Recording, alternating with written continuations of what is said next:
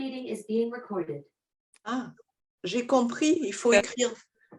Non, c'est Non. simplement pour vous prévenir que c'est enregistré. Oui, mais Donc, ça reste au milieu. Ça reste au milieu de l'écran. Il faut C'est dire quoi j'ai qui reste au compris. milieu? Eh ben, Ah. cette réunion est Clique dessus, enregistrée. il y a écrit j'ai Voilà. compris. Il faut dire j'ai compris. Ah, Oui, à oui, mon ce que avis, j'en- c'est ça. Hein. J'ai Oui, ce que cliqué sur j'en- j'ai compris et ça a disparu. Bon. Où est-ce que j'enregistre, moi? Moi, c'est le menu en bas au milieu. En Il y a bas un au rond. milieu. Ben oui, mais je ne le vois pas. Le fait que je l'ai lancé, mais d'habitude, on est deux à pouvoir enregistrer. Ah, est-ce que tu n'es pas hôte? Est-ce que je ne t'ai pas mis comme hôte? Ah oui, C'est encore une possible. fois. Il faut peut-être que… où c'est Oui, que je que te tu me mets? déclares comme hôte et que tu m'autorises à… Voilà. Voulez-vous nommer Daniel Imbert co-animateur? Oui. Donc là, je pense que tu vas Voilà, finir par le voir. enregistrer. Connexion serveur cloud. Maintenant, c'est à moi qui dis C'est parti. cette session sera enregistrée, êtes-vous d'accord? C'est à moi qui demande. Ben oui, bon, d'accord, très bien. Bon, tu nous as introduit dans la prière? Tout à fait, tout à fait.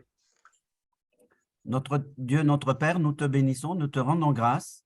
Nous sommes ici parce que nous avons soif de mieux connaître ta parole et la Bible. Et nous te prions de nous garder pour cette soirée et de nous garder tous en toi. Amen.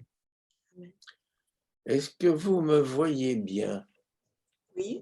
Oui. Oui, c'est sûr, je suis assez éclairé? Oui. Ah. Un peu mieux comme ça? Oui, très bien. Bon, parfait. Alors, j'attaque doucement. Je commence à voir Joël et Anna est en cours de connexion. Nous avons parlé le mois dernier du nombre 12, qui est jamais que la combinaison… Ah, voilà, Liliane se connecte. Qui n'est jamais que la combinaison de 3 et 4.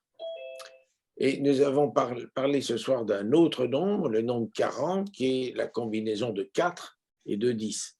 Donc, ne soyez pas surpris si je répète concernant le nombre 4 ce que j'avais dit la dernière fois.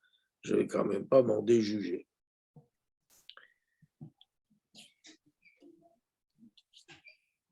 Le nombre 40, donc 4 et 10. 4 fois 10. Le nombre 4, alors que 3 et le triangle symbolise la divinité et sa dynamique, le 4 et le carré symbolisent la matérialité et la stabilité. La stabilité, c'est l'absence, le manque de dynamisme. Matérialité et stabilité de notre bas monde terrestre et humain. Enfin, ça, c'est une tautologie, parce que l'homme ayant été créé d'après la Bible, en même temps que le reste du monde dès l'origine, terrestre et humain, c'est similaire. Alors, de fait, nous nous servons constamment de ce nombre, 4, pour décrire notre Terre, qui, comme chacun sait, est carrée, plate, avec 4 points cardinaux, d'où viennent les 4 vents qui redonnent vie aux ossements desséchés du prophète Ézéchiel. Notre Terre est composée de 4 éléments, air, terre, eau et feu, chacun avec ses propres habitants. Elle comprend 4 parties, levant, couchant, midi et septentrion, et elle a connu 4 âges, l'âge d'or, l'âge d'argent, l'âge d'airain et enfin le nôtre, l'âge de fer. Et enfin, elle est rythmée par les 4 saisons, tout au moins nos latitudes et aux latitudes Palestine. Et nos jeux de cartes, qui ne sont jamais qu'une autre représentation de la Terre, ont 4 familles, trèfle, carreau, cœur, pique. Et enfin, nous-mêmes, humains, nous vivons 4 âges. 4 est le nombre minimum de points qui, reliés entre eux, permettent de définir un volume, en l'occurrence une pyramide. Le nombre 4 exprime ainsi la stabilité, à l'image des mammifères qui ont 4 membres, sur lesquels pour la plupart ils reposent, ou de nos maisons qui ont 4 murs, ou de notre mobilier lui aussi souvent doté de 4 pieds, que ce soit des tables, des chaises ou des armoires. Mais 4 exprime aussi la suprématie de l'humain, esprit et art, sur la matière brute. Il symbolise la réalisation concrète, l'aboutissement d'une œuvre, l'univers matériel dans sa multiplicité. Et parce que cette maîtrise de la matière implique organisation, discipline, rigueur, parfois rigidité, ce nombre évoque également le labeur, l'ordre, le pouvoir et la pérennité. En religion, pour les Amérindiens, le nombre 4, celui de la perfection, était d'une importance primordiale. Le nombre 4 était celui de Zeus, le père des dieux. Le fleuve qui prenait sa source et irriguait le jardin d'Éden se divisait ensuite en 4 bras. L'autel des sacrifices était carré, comme la Nouvelle Jérusalem. Et les êtres vivants qui entourent le char de l'Éternel dans la vision qu'en a le prophète Ézéchiel sont au nombre de 4. Ils ont chacun 4 faces et 4 ailes. Et la description qu'en fait l'Apocalypse est assez proche. Parlant de l'Apocalypse, ces cavaliers sont au nombre de 4. Shiva, Ganesh ou Kali, les dieux hindous, ont 4 bras. Les Védas, ou voies de la connaissance, sont au nombre de 4, et faut-il s'en étonner, nos évangiles sont au nombre de 4. 4 est donc bien la représentation positive, optimiste de notre monde matériel fécondé par l'esprit. Le nombre 10, quant à lui, apparaît comme un multiplicateur venant renforcer la signification du nombre 4. Alors que les nombres 1 à 9 se rapportaient aux dieux, le nombre 10 était considéré comme la somme des pouvoirs divins, assurant la cohésion du cosmos, prenant le sens de valeur ultime et nécessaire de la forme et de la limite, s'opposant au chaos et à l'absence de limite, c'est-à-dire l'impossibilité de définir tout concept. Et pour les pythagoriciens, et plus tard pour les gnostiques, le 10 ou tétrakis, somme des nombres de 1 à 4, était le plus sacré des nombres après le 1. Il était le symbole de la création universelle. Je ne pense pas qu'il ait reçu cette signification dans les textes bibliques. À plusieurs reprises, ce multiplicateur vient renforcer le sens du terme auquel il est associé. On compte 10 générations d'Adam à Noé et autant de Noé à Abraham. Selon le livre de l'Exode, l'Éternel frappe les Égyptiens de 10 plaies, autant de malédictions, auxquelles correspondent en contrepoint les 10 commandements qui constituent autant de bénédictions pour Israël. Selon l'évangile de Matthieu, Jésus recommande à Pierre de pardonner 70 fois 7 fois à son frère, ce qui signifie que nos pardons doivent être au-delà de tout décompte. Et pour illustrer sa pensée, Jésus propose immédiatement l'histoire de ce serviteur qui devait 10 000 talents. A contrario, il peut avoir un rôle de diviseur. Ainsi, l'Hébreu, qui a tout reçu de Dieu, qui a livré entre ses mains la terre promise, ne consacrera que le 10e de ses revenus pour honorer l'Éternel sous forme de repas rituels à Jérusalem. Ainsi, l'ensemble 4 fois 10 ou 40 rajoute à l'idée d'accomplissement, de réalisation matérielle, celle de durée. Ce nombre exprime la notion d'une période intermédiaire, souvent d'épreuve, au terme de laquelle on arrive à une plénitude, une maturité qui permet d'accéder à la période suivante dans toute sa splendeur. Je vais vous en donner quelques exemples glanés au fil de mes lectures bibliques. Alors, dans les textes bibliques, ce nombre 40 apparaît beaucoup plus souvent que l'on ne s'en rend compte. Il y serait employé 96 fois.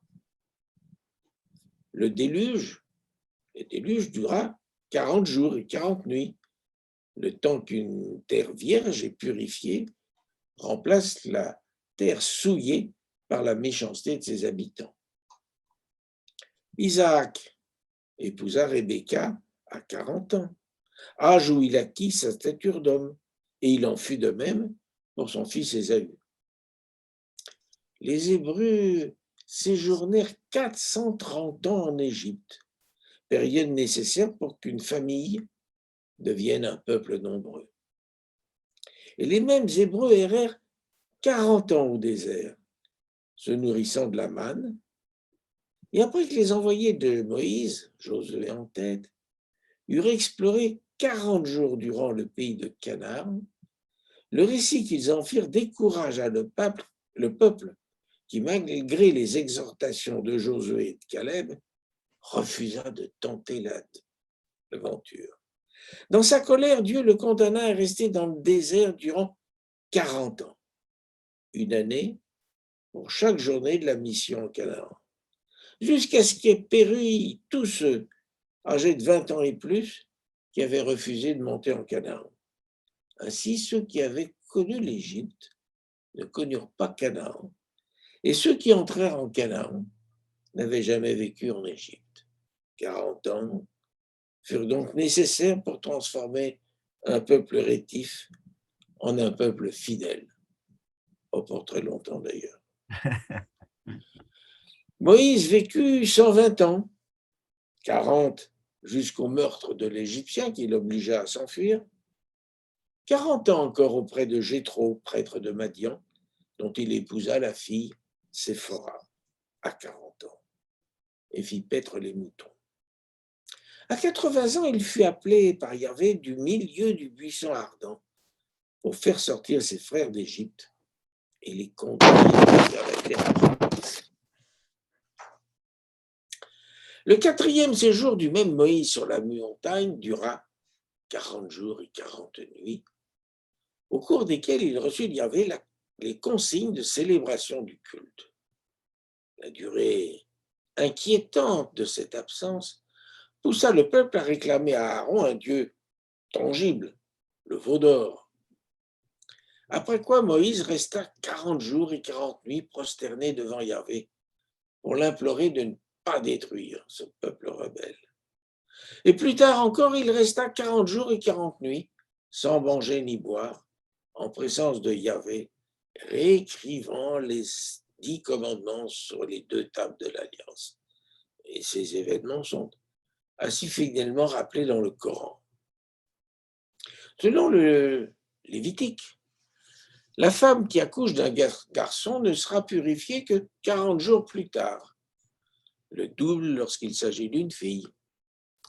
L'Église catholique célèbre la fête de la purification de la Vierge le 2 février, 40 jours après Noël.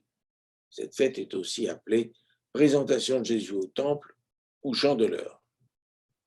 Toujours sur le même livre du Lévitique, le nombre de coups de bâton auxquels était susceptible d'être condamné un homme ne devait pas excéder 40. On avait peur qu'après 40, ce fût mortel. Et pour être certain de ne pas dépasser ce nombre, les Juifs n'appliquaient que 39 coups. Et l'apôtre Paul mentionne avoir subi à 5 reprises ce supplice des 40 moins 1. 3 au moins des juges en Israël le furent chacun pendant 40 ans. Othniel, Gédéon et Élie. Après qu'Éhoud eut tué Églon, roi de Moab, Israël, qui lui était jusqu'alors assujetti, vécut en paix pendant 80 ans. Après l'expédition conjointe de Déborah et de Barak contre Sisera, chef des armées de Yabin, roi cananéen d'Atsor, Israël fut en paix pendant 40 ans. Et à l'inverse, quelque temps après, Yahvé livra les Israélites au pouvoir des Philistins pendant 40 ans.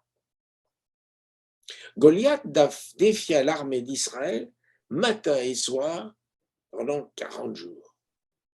David, puis Salomon, régnèrent chacun sur Israël 40 ans. Élie marcha 40 jours et 40 nuits jusqu'à la montagne d'Horeb pour y rencontrer Yahvé.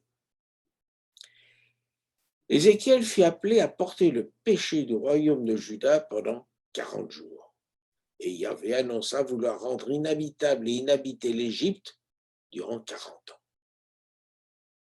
Jonas annonça un sursis de 40 jours aux habitants de Ninive avant que Dieu détruise leur cité à cause de leur impiété.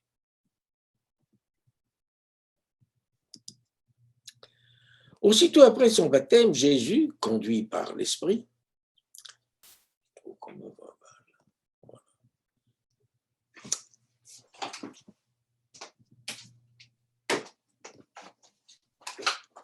on verra peut-être mieux comme ça.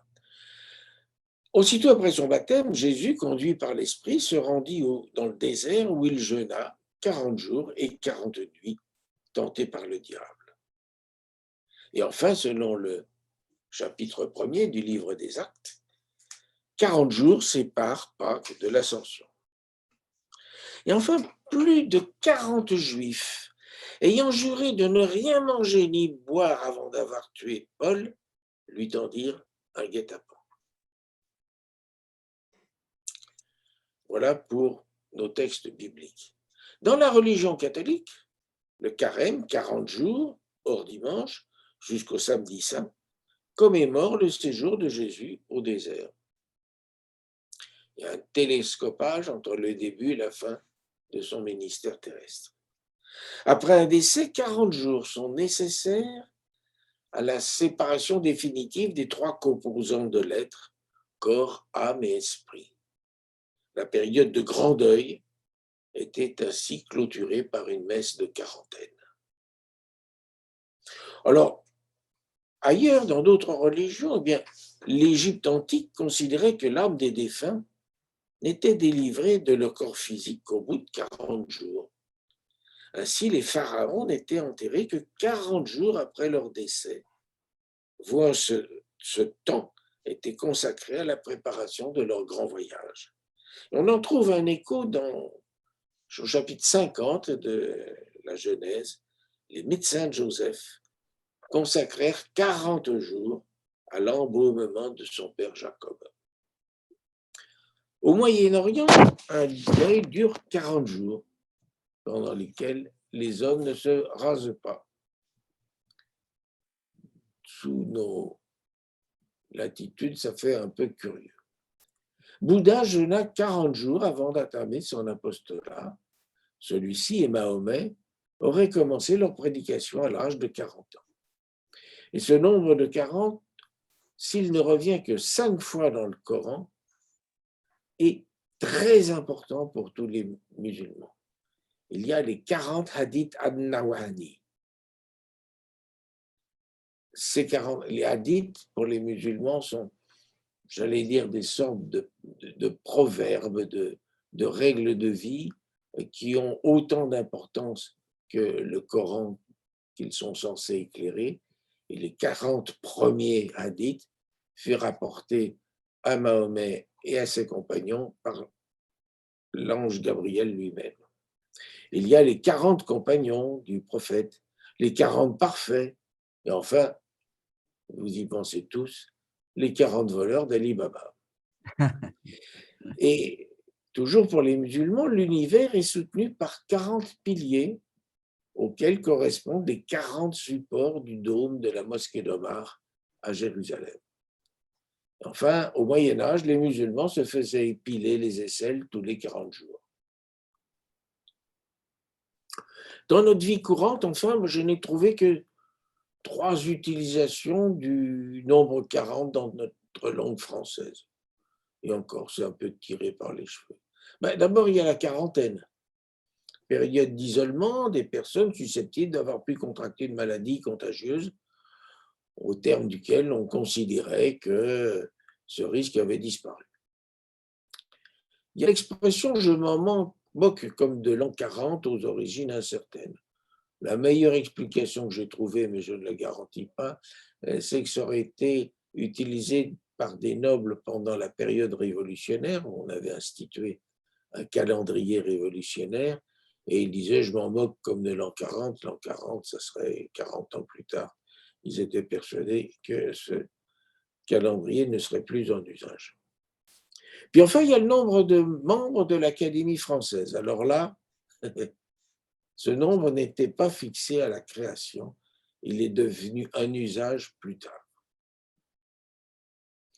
Voilà un peu ce que je pouvais dire à la fois comme signification ésotérique et puis comme utilisation du nombre 40.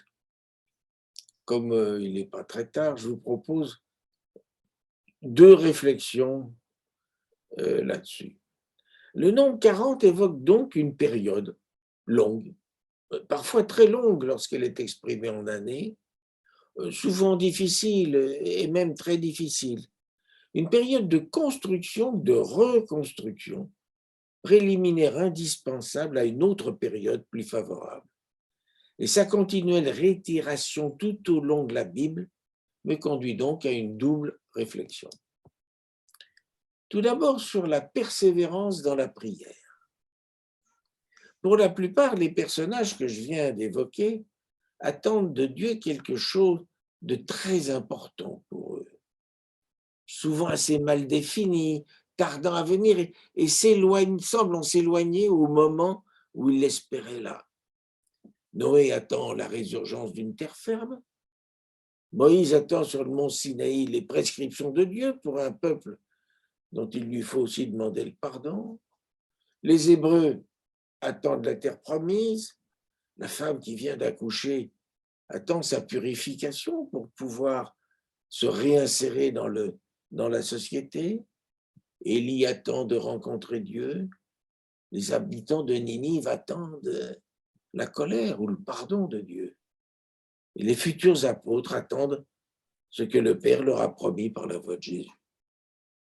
L'obtention de quelque chose dans la vie n'est pas le fruit d'un caprice d'un instant, mais résulte d'une volonté tout entière tendue vers ce qu'elle attend aussi longtemps qu'il le faudra. Et puis c'est aussi l'occasion de réfléchir à notre relation avec le temps. Et moi j'aime beaucoup ces 2 personnages antagonistes que sont Ésaü et Jacob, les jumeaux.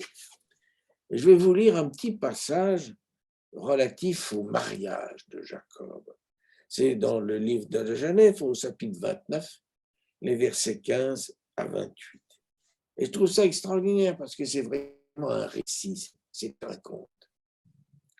Alors, Laban, Jacob vient d'arriver, donc Jacob fuit son frère Ésaü, et il vient d'arriver chez son oncle Jacob, et avant d'y arriver, il a fait rencontre de la fille de Jacob, donc sa cousine germaine, Rachel, dont il tombait amoureux.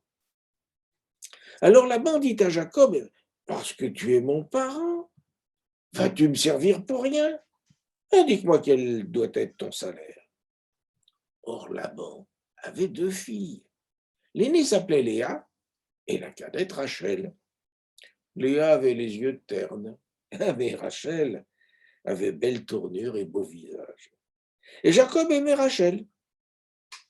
Il répondit, je te servirai 7 années pour Rachel, ta fille cadette. Laban dit, mieux vaut la donner à toi qu'à un étranger. Reste chez moi. On va retrouver là le principe de la perpétuation lignagère que l'on verra au mois de janvier. Donc Jacob servit pour Rachel pendant 7 années, qui lui parurent comme quelques jours, tellement il l'aimait. Puis Jacob dit à Laban, accorde-moi ma femme, car mon temps est accompli, et que j'aille vers elle. Laban réunit tous les gens du lieu et donna un banquet. Mais voici qu'au soir, il prit sa fille Léa et la conduisit à Jacob, et celui-ci s'unit à elle. Laban donna sa servante Zilpa comme servante à sa fille Léa. Le matin arriva, Et voici que c'était Léa. Jacob dit à Laban, mais que m'as-tu fait là? N'est-ce pas pour Rachel que j'ai servi chez toi? Pourquoi m'as-tu trompé? Laban répondit, ce n'est pas l'usage dans notre contrée de marier la plus jeune avant l'aînée. Mais achève cette semaine de noces, et je te donnerai aussi l'autre comme prix du service que tu feras chez moi pendant encore cette autre année. Et Jacob fit ainsi. Il acheva cette semaine de noces, et Laban lui donna sa fille Rachel pour femme. Laban donna sa servante Bilha comme servante à sa fille Rachel. Jacob s'unit aussi à Rachel, et il aima Rachel plus que Léa. Il servit chez son oncle encore cette autre année.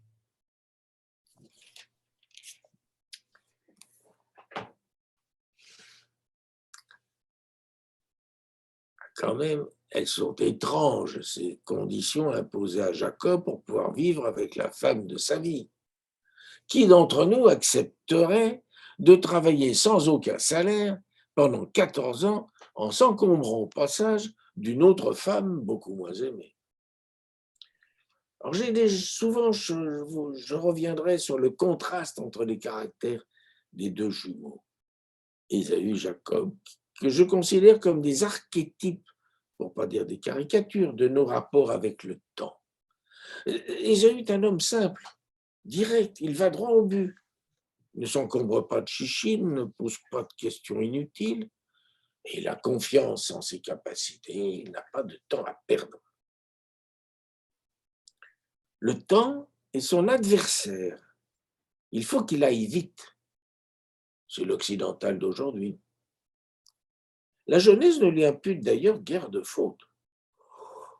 Tout au plus d'avoir méprisé son droit d'aînesse lors de l'épisode du plat de lentilles, péché de jeunesse, alors que l'intérêt de ce droit pouvait paraître bien lointain et que, aurait supposé tout le monde, cette histoire aurait été oubliée depuis longtemps lorsque le moment serait venu de succéder à Isaac. D'ailleurs, malgré la bénédiction négative de son père, la situation matérielle d'Ésaü au pays de Séhir n'est pas précaire. Il déclara à Jacob lors de leur retrouvaille « J'ai beaucoup de biens ». Preuve, selon la conception de l'époque, que Dieu ne s'est pas détourné de lui. Jacob est d'un caractère beaucoup plus complexe. Enfant de constitution fragile, il n'appréciait guère les jeux virils de son frère et des enfants de son âge, comme la chasse. Il préférait rester auprès de Rebecca, sa mère, qui lui servit souvent de conseil. Adulte, il excelle dans l'art de la tromperie. Mais là, il trouve devant lui un maître, Laban, dont il apprendra beaucoup. C'est l'oriental, comme nous aimons le caricaturer. Jacob connaît parfaitement ses limites et sait qu'il lui faut du temps pour se construire. Il sait aussi qu'il n'est pas le plus fort.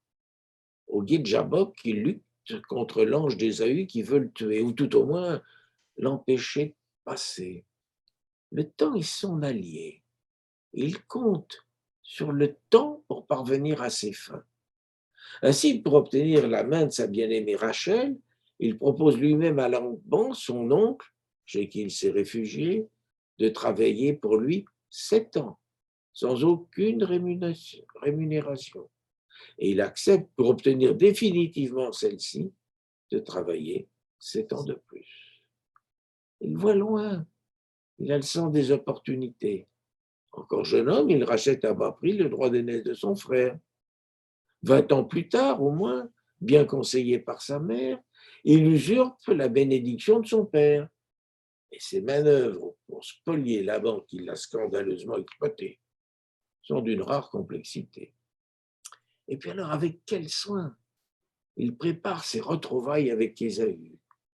Il se fait précéder de 3 troupeaux séparés qu'il entend lui offrir pour apaiser son courroux redouté, 200 chèvres, 220 moutons, 110 d'autres bétails. Puis il passe en premier devant ses 4 épouses et concubines avec leurs enfants. Enfin, il se prosterne 7 fois devant Ésaü.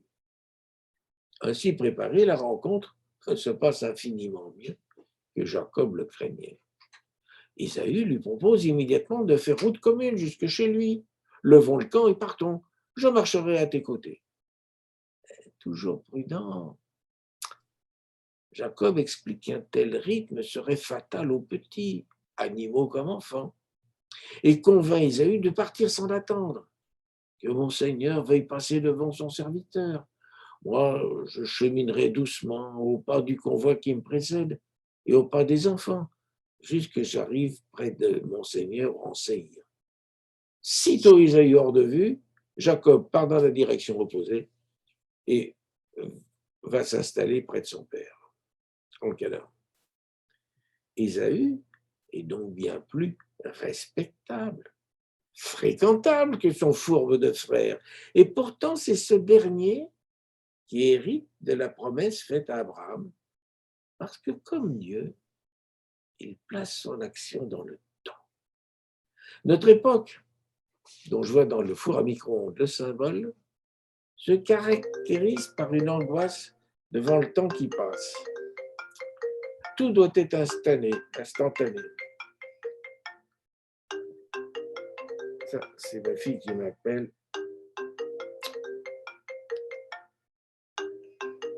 Flûte. Liliane, tu dis à Evelyne de me laisser tranquille? Merci. Elle le dira autrement.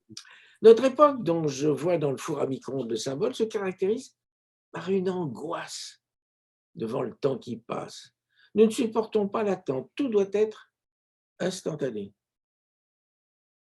Moi, je voulais que tu... D'accord.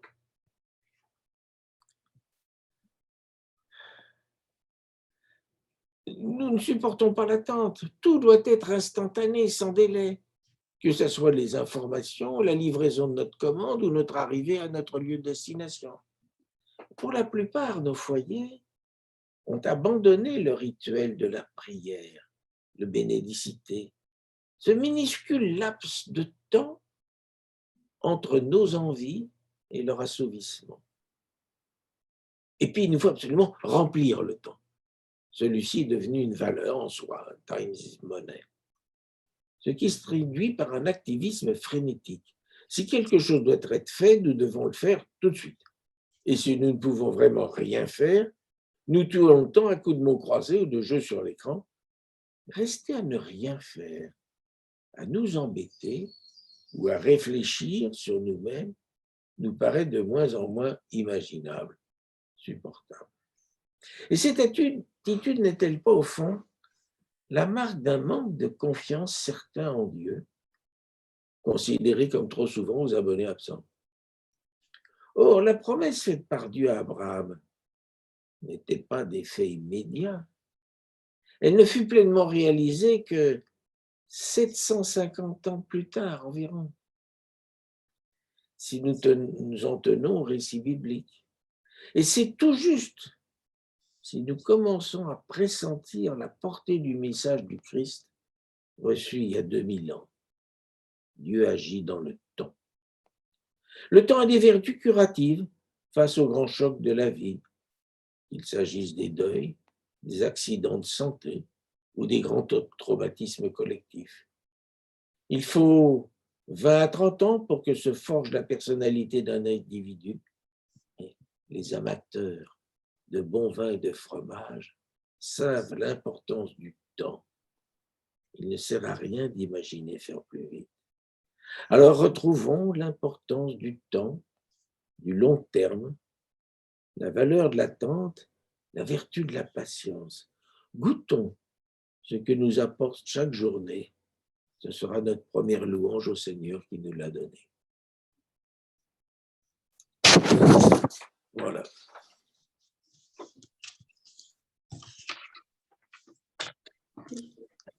Merci beaucoup, Daniel, hein, vraiment. La deuxième partie, dans un premier temps, me surprenait, et puis vraiment, le rapport avec le temps et 40, l'idée de durée apparaît fortement, et merci aussi pour ton exhortation finale à savoir profiter du temps. Non, c'est chouette. Donc, si on a des questions ou des remarques, n'hésitons pas Daniel vous dirait qu'on a du temps. Oui, il n'est pas tard, hein, j'ai été un peu rapide. Je serai beaucoup plus long la prochaine fois. Je ne sais pas si vous m'entendez. Oui, Si. très bien. Est-ce que vous m'entendez? Oui, je Oui. l'entends. Oui. Alors, moi, je pensais, je pense pas que tu les cites dans nos relations modernes avec le nombre 40 à la crise de la quarantaine. Non, je n'ai pas pensé à ça, mais je vais le rajouter. Oui, oui, il y a la crise de la quarantaine, c'est vrai. Qui ramène de toute façon à cette notion de temps. Ça a été un peu coupé le son, Joël. En tous les cas, pour moi, tu peux redire ta dernière phrase? Joël, tu es avec nous? Oui, c'est un peu bilan. J'ai une mauvaise connexion, je suis désolée. D'accord. Ah oui. Le temps du bilan, 40. OK. Crise de la quarantaine, temps du bilan. D'accord, je vais le rajouter, hein, j'ai jamais fini. Quand tu as dit que ça correspondait à un temps de veille et d'attente aussi, j'ai pensé à la période de l'Avent dans laquelle nous sommes. Et alors, ce n'est pas 40, c'est plus 4, mais bon, je le dis quand même, les 4 bougies de l'Avent, Oui, les 4 oui, semaines oui. de l'Avent. Mais en tous les cas, ce qui m'a fait penser, c'est quand tu as dit c'est un temps d'attente, souvent 40. Ben voilà, nous, la période de l'Avent, c'est un temps d'attente jusqu'à la venue de la promesse en Jésus-Christ. Attends, je vais noter ça quelque part. Donc, l'avant, 4 semaines d'attente. La crise de la quarantaine et le bilan de la vie. D'accord, oui. Donc, en gros, tout ça, ça rejoint assez ce que je vous ai dit. C'est d'autres illustrations. Oui. Ça ne l'affirme pas. Vous lirez, quand vous relirez vos textes bibliques, vous donnerez un autre relief au nombre 40. J'ai raconté l'autre jour, dans le week-end de Louveteau qu'on a eu, j'ai raconté l'histoire de Ésaü et Jacob, mais plus voilà, comme une narration que comme une réflexion sur le temps, mais il y avait ça en plus. OK. OK. Autre Alors, question? sur le Oui, nombre Olivier. 4, quand tu as parlé de nos meubles qui avaient Oui. 4 pieds, pour le physicien que je suis, c'est un système hyperstatique, c'est-à-dire c'est un système où il y a de la sécurité. On est bien d'accord. Parce qu'effectivement, 3 pieds suffiraient, mais on a construit notre monde avec 4. Oui, oui. On est bien d'accord. C'est un mode statique. Solide. Tout à fait. Excellente observation. J'ai effectivement, quelque part, en région parisienne, un trépied qui est très sympathique, mais Il faut pas danser la Java dessus. voilà. Rien d'autre? Bon, alors avant de se séparer, je vous donne rendez-vous le mois prochain. Ça sera le 18 janvier et on va faire un gros morceau, un peu les hasards du calendrier qui télescope. On va reparler de Caïn et de la violence. C'est un sujet que j'ai abordé en 2022 qui me paraît très, très, très intéressant. Alors, les hasards font que dimanche, Georges est indisponible. Il se consacre un peu à sa famille. Je pense que sa famille, elle aussi, elle a le droit de temps en temps à bénéficier d'un pasteur sur place. Donc, c'est moi qui m'y colle et je terminerai l'exposé que j'avais commencé sur Caïn dimanche. Mais en général, les gens qui assistent à cette causerie du mercredi ne sont pas ceux qui viennent le dimanche. Donc, ce n'est pas très, très, très grave. On va focaliser sur deux aspects. tout d'abord la régulation de la violence, et puis, ça c'est plus inattendu, Caïn, père des masochistes. Donc on reprendra tout ça en janvier. J'ai déjà des manques dans la première partie qu'il faut que je complète. Impeccable. On a terminé? Merci beaucoup, Daniel. Beaucoup, Vraiment. Merci, Daniel. Passez de bonnes fêtes. Tout à Oui, fait. merci. Eh ben, à tous, bonne fête. Et puis, à Kevin. Bon boudin. Merci. Merci. Merci beaucoup. À la prochaine Au revoir fois. à tout le monde. Merci C'est ça. beaucoup. Ciao, ciao. Au revoir.